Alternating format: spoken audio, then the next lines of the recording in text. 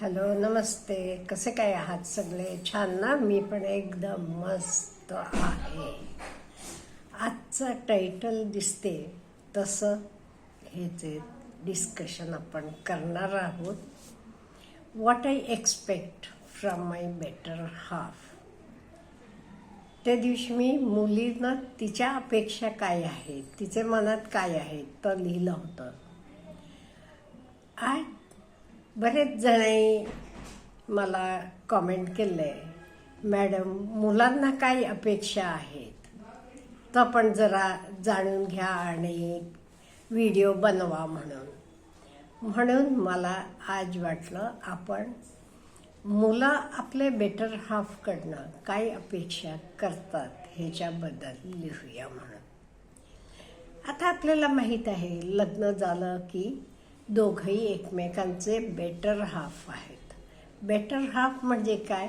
एकानं दुसऱ्याला आनंददायी, त्याचं अर्धा तर उत्तम अर्धासारखं वागायला पाहिजे. ह्याचं मीनिंग आहे better half. Means half should always feel that I should serve as a better half. आता बेटर हाफ असताना काय एक्सपेक्टेशन आहे? म्हणजे पहिलं मुलांचं एक्सपेक्टेशन आहे म्युच्युअल अंडरस्टँडिंग पाहिजे. खरंच छान आहे. म्हणजे समजून घ्यायला पाहिजे.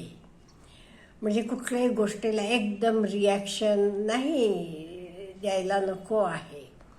नेचर समजून घ्या, हॅबिट्स समजून घ्या, ड्रेस समजून घ्या.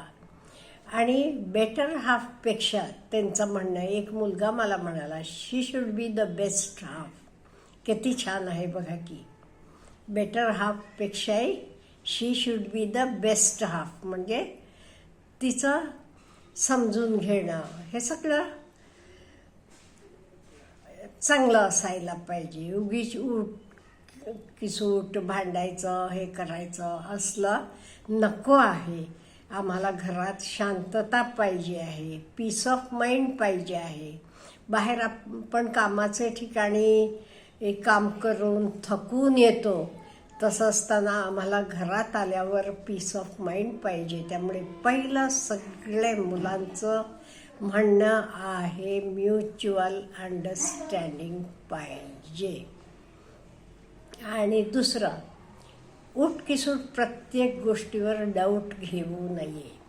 त्यांचे अनुभव आहेत, त्यांचे काही मित्रांनी लग्न करून झाल्यावर काय घडलं त्याचे बद्दल प्रत्येक गोष्टीत डाऊट घ्यायचा.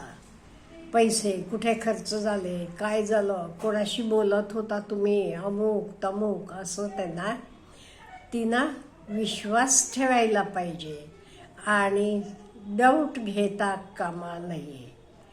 ही त्यांची दुसरी अपेक्षा आहे. का? म्हणजे जीवन म्हणजे हे आरसेसारखं आहे. एकदा ते क्रॅक गेला की तो क्रॅक आणि मोठा होत जातोय. त्यामुळे एकमेकांवर विश्वास, समजून घेणं हे महत्त्वाचं आहे. जे काही आहे तर आम्ही व्यवस्थितपणे सांगतो. आम्ही आमच्या साईडनं कुठेही खोटं वागत नाही आहे किंवा काही लपवाछपवी करत नाही आहे. त्यामुळे तिनंही तेवढाच विश्वास ठेवायला पाहिजे. आणि त्याचेपेक्षाही महत्त्वाचं काही मुलांना वाटते, तिनं सगळेच बॅलन्स ठेवायला पाहिजे. नोकरी करणारी असली तरी हरकत नाही म्हणाले.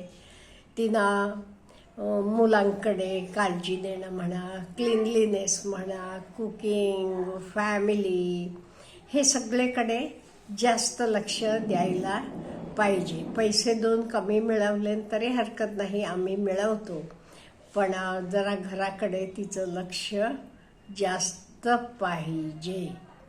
हे मुलांचं म्हणणं आहे. आणि सजेशन द्या, तुम्ही चांगले सजेशन द्या. आम्ही कायम व्हॅल्यू देऊ. म्हणजे suggestions are always welcomed by the best half म्हणेन मी. का? म्हणजे काही मुलं म्हणाली मला, बेटर हाफ नको, आम्हाला बेस्ट हाफ पाहिजे. आणि एक त्यांचं म्हणणं, ती फक्त मुलांचीच आई नव्हे, तिनं सगळ्यांची आई म्हणून काम करायला पाहिजे किंवा रोल प्ले करायला पाहिजे. मुलांची आई तरी आहेच, आमची पण, आमच्या आईबाबांची पण, सगळ्यांची ती आईसारखं तिनं कर्तव्य करायला पाहिजेत. आणि ॲट द सेम टाईम मी बापाची कर्तव्य सगळी पार पाडायला समर्थ आहे, असं पण ते मुलांचं म्हणणं आहे. आणि एक मला आवडलं म्हणजे प्रत्येक जणांना, मी काही लोकांना, मुलांना भेटले, त्यांचं प्रत्येकाचं म्हणणं, तिनं इंडिपेंडेंट राहायला पाहिजे. प्रत्येक गोष्टीला उठकी सूट आम्हाला विचारायची गरज नाही. का म्हणजे एकदा विश्वास आहे, परमिशन आहे. त्यामुळे सपोज मुलाला बरं नाही, दवाखान्यात घेऊन जाऊ का नको, हे काही विचारायचा प्रश्न आहे?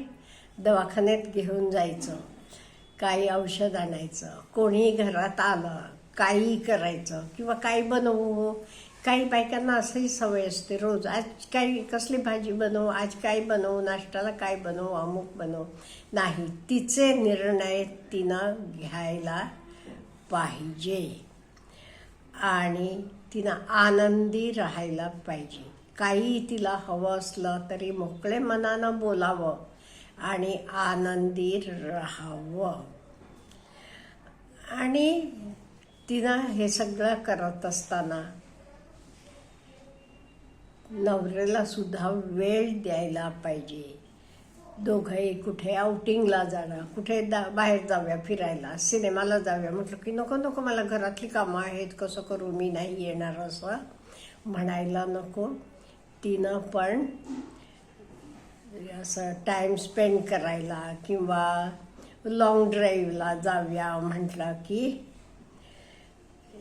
तिला एक्सेप्ट करायला पाहिजे, कंपनी द्यायला पाहिजे आणि तिनं व्यवस्थित राहायला पाहिजे. घर पण क्लीन, टायडी, हॅपी ठेवायला पाहिजे आणि आमचं 100% त्याला मदत आहे, असं त्यांचं म्हणणं आहे.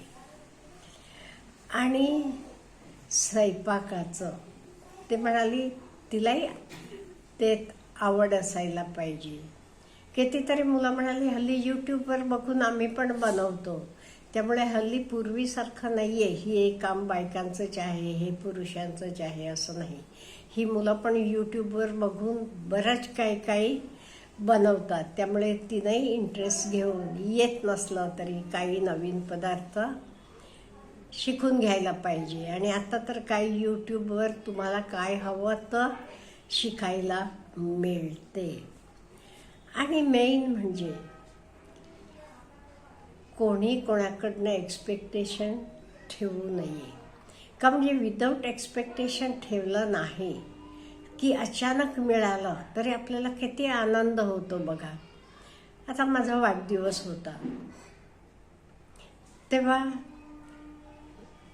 पर्स आणून दिली,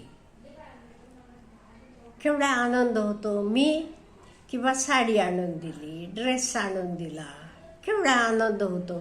आपण अपेक्षा ठेवली नाही, मला सोन्याचा दागिना द्यायला पाहिजे, डायमंडात द्यायला पाहिजे, म्हणजे ती साडी दिली तरी मी दुःखी होणार. त्यामुळे कधी अपेक्षा ठेवू नका. दोघंही एकमेकांकडनं जे आपण करतो, आपले तेव्हाचे आपले कंडिशनप्रमाणे आपण करतो. त्यामुळे हे करायला पाहिजे. आणि बरेच मुलांचं म्हणणं आहे, तिनं आमची फायनान्शियल कंडिशन पण समजून घ्यायला पाहिजे. नाही ते मला अमुका दागिना आता पाहिजेच, मला अमुक पाहिजेच, माझे बहिणीकडे अमुक आहे, अमुकेकडे अमुक आहे, मला पाहिजे, मैत्रिणीनं नेकलेस केले, मला नेकलेस पाहिजे, असं हे करून. नो डाऊट असलं की आम्ही करून देऊ, नाही म्हणत नाही आहे, पण तिनं आमची फायनान्शियल कंडिशन पण समजून घ्यायला पाहिजे.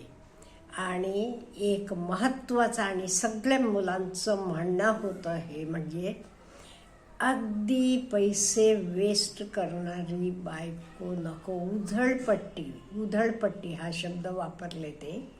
उधळपट्टी करणारी नसावी. हवा तिथे खर्च करू देत म्हणाले. ब्युटी पार्लरला हवे जाऊ देत, हवा तर घेऊ देत, पण उगीच उठकी सूट उधळपट्टी करणारी नको आहे. किंवा कुठलाही वेस्ट केलं, किचनमध्ये असेल, इकडे असेल, हवा तर वापरा, हवा तर आणा, खर्च करा, पण उधळपट्टी नको आहे. आणि प्रत्येकाचं म्हणणं असं आलं की त्यांना छानपैकी रोजचं ताजं जेवण मिळायला पाहिजे. ती मदत करायला तयार आहेत, पण रोज घरात ताजं अन्न शिजवलं जायला पाहिजे. त्यामुळे ह्या सगळ्या अपेक्षा होत्या मुलांच्या. म्हणजे what they expect from their better half and they want her to be the best half. हे बघा किती छान आयडिया आहे. अच्छा, हॅव ए गुड डे.